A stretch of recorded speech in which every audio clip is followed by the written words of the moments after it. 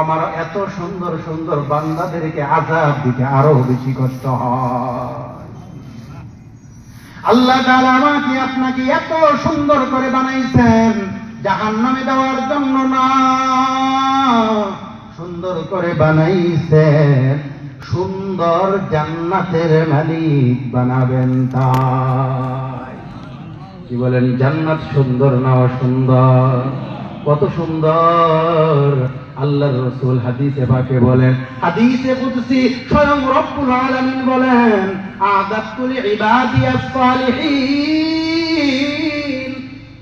মা লা আইনুন রাআত ওয়ালা উযুনুন সামিআত ওয়ালা খাতারা আলা কলবি বাশার।